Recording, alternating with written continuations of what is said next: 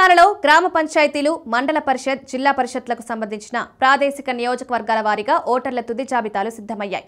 ఈ ప్రక్రియలో భాగంగా అధికారులు స్థానిక సంస్థల ఎన్నికల నిర్వహణకు అవసరమైన సన్నాహాలను వేగవంతం చేశారు.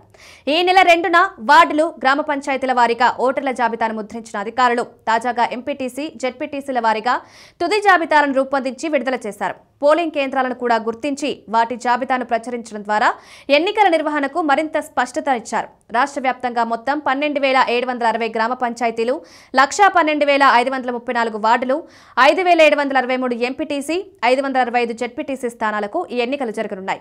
పంచాయతీరాజ్ శాఖ ఈ పూర్తిస్థాయి ఓటర్ల జాబితాలను బుధవారం రాష్ట్ర ఎన్నికల సంఘానికి పంపించింది. ఈ ఎన్నికల నిర్వహణలో ప్రధాన అడ్డంకిగా మారిన అంశం బీసీ రిజర్వేషన్ల శాతం. స్థానిక సంస్థల ఎన్నికల్లో బీసీలకు 42% రిజర్వేషన్లు కల్పించే అంశంపై ఇటీవల తెలంగాణ అసెంబ్లీలో తీర్మానం చేసి బిల్లును ఆమోదించింది.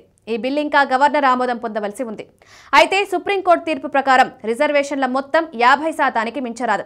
ఈ నేపథ్యంలో తెలంగాణ ప్రభుత్వం బీసీ రిజర్వేషన్లపై తుది నిర్ణయం తీసుకుని ఆ సమాచారాన్ని రాష్ట్ర ఎన్నికల సంఘానికి నివేదించాల్సి ఉంది. ఆ తర్వాతే ఎన్నికల నిర్వహణపై స్పష్టత వస్తుంది. ఇదిలా ఉండగా తెలంగాణ హైకోర్టు స్థానిక సంస్థల ఎన్నికలను సెప్టెంబర్ 30లోగా పూర్తి చేయాలని గతంలో ఆదేశించింది. ఈ ఆదేశం ప్రభుత్వంపై తీవ్ర ఒత్తిడిని పెంచింది. హైకోర్టు డెడ్లైన్, బీసీ రిజర్వేషన్లకు సంబంధించిన అంశాలు రెండూ ముడిపడి ఉన్నాయి. ప్రస్తుతం బీసీ రిజర్వేషన్లకు సంబంధించిన అంశాన్ని వీలైనంత త్వరగా పరిష్కరించి ఎన్నికల నిర్వహణకు గ్రీన్ సిగ్నల్ ఇవ్వాలని ఎన్నికల సంఘం ఎదురుచూస్తోంది.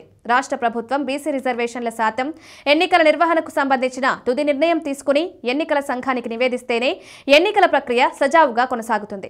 ఈ పరిణామాల నేపథ్యంలో ప్రభుత్వం, ఎన్నికల సంఘం ప్రజల దృష్టి బీసీ రిజర్వేషన్లపైనే కేంద్రీకృతమై ఉంది. ఎన్నికల ప్రకటన, షెడ్యూల్ విడుదల తదితర అంశాలు ప్రభుత్వం తీసుకునే నిర్ణయంపై ఆధారపడి ఉన్నాయి.